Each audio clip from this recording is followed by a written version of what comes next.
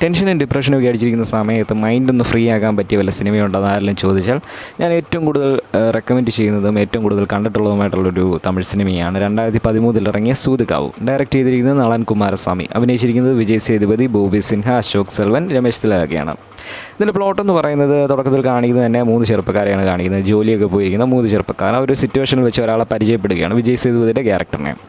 ഈ ക്യാരക്ടർ എന്ന് പറഞ്ഞു കഴിഞ്ഞാൽ പുള്ളി പ്രൊഫഷണൽ കിഡ്നാപ്പറാണ്. 5 റൂൾസൊക്കെ വെച്ച് ആ റൂൾസ് ഫോളോ ചെയ്ത് കിഡ്നാപ്പിങ് ചെയ്യുന്ന ഒരാളാണ്.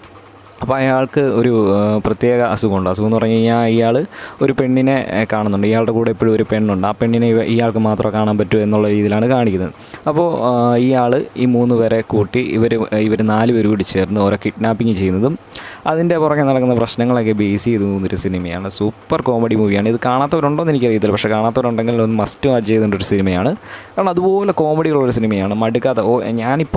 ഞാനിപ്പോൾ തന്നെ ഒരു 10 പ്രാവശ്യത്തിന് മുകളിൽ ഞാൻ കണ്ടിട്ടുണ്ട്. ഇനി ഞാൻ കാണുകയും ചെയ്യും. കാരണം എനിക്ക് അതുപോലെ ഇഷ്ടമാണ് ഈ സിനിമ എന്ന് പറയുന്നത്. കാരണം ഓരോ പ്രാവശ്യം കാണുമ്പോഴും നമുക്കൊരു ഫ്രഷ്നെസ്സാണ്. അതുപോലെ ഓരോ പ്രാവശ്യവും നമ്മൾ മിസ് ചെയ്ത് എന്തെങ്കിലും ഒരു കോമഡി കാണും. ചില എക്സ്പ്രഷൻസും ചില കാര്യങ്ങളും നമ്മൾ ശ്രദ്ധിക്കാത്ത കുറേ കാര്യങ്ങൾ. അതുപോലെ ചെക്കോസ് ഗൺസ് ലോ എന്ന് പറയുന്ന സ്ക്രീൻ പ്ലേയിൽ വരുന്നൊരു സംഭവം ഉണ്ട്. ഒരു റൂളല്ല, ഒരു സ്ക്രിപ്റ്റിങ്ങിൽ വരുന്നൊരു സംഭവമാണ് ഈ ചെക്കോസ് ഗൺസ് ലോ എന്ന് പറയുന്നത്. കാരണം നമ്മൾ തുടക്കത്തിൽ സീനിൽ ഒരു തോക്ക് ഒരു മുറിയിൽ കാണിക്കുന്നുണ്ടെങ്കിൽ അത് പിന്നെ അതെവിടെയെങ്കിലും യൂസ് ചെയ്തിരിക്കണം എന്നുള്ള രീതിയിലൊരു റൂളുണ്ട്. ആ റൂള് ഇതിൻ്റെ അകത്ത് പല ഭാഗത്തും യൂസ് ചെയ്തിട്ടുണ്ട്. അതൊക്കെ ശ്രദ്ധിച്ച് കണ്ടു കഴിഞ്ഞാൽ മനസ്സിലാവുന്ന ഒരു സംഭവമാണ്. തുടക്കത്തിലെ സീനുകൾ പിന്നെ ഒരു ഇതും കാണിക്കത്തില്ല. ചിലപ്പോൾ ഒന്നാമത്തെ സീനിൻ്റെ ചിലപ്പോൾ അതിനെ വെച്ച് ചെറിയൊരു സംഭവം ഒരു സീനിൽ ഒരു ബന്ധമില്ലാതെ കാണിക്കുന്നൊരു സംഭവം പിന്നെ വരുന്നത് ചിലപ്പോൾ 10ാമത്തെ സീനിലായിരിക്കും അതിൻ്റെ ഒരു ഇത് വെച്ച് പോകുന്നത്. പക്ഷേ ഒറ്റ വാച്ചിൽ നമുക്കത് പെട്ടെന്ന് മനസ്സിലാകത്തില്ല. പിന്നെയും കാണുമ്പോഴായിരിക്കും നമ്മളിതെല്ലാം മനസ്സിലാക്കിയിരിക്കുന്നത്. അതുപോലെ ഡയറക്ടർ ബ്രില്യൻസുകളൊക്കെ ഒരുപാടുള്ളൊരു കോമഡി മൂവിയാണ്. ഇത് കാണാത്തവരുണ്ടെങ്കിൽ കണ്ടു നോക്കുക, കണ്ടിട്ടൊന്ന് കമൻറ്റ് ചെയ്യും.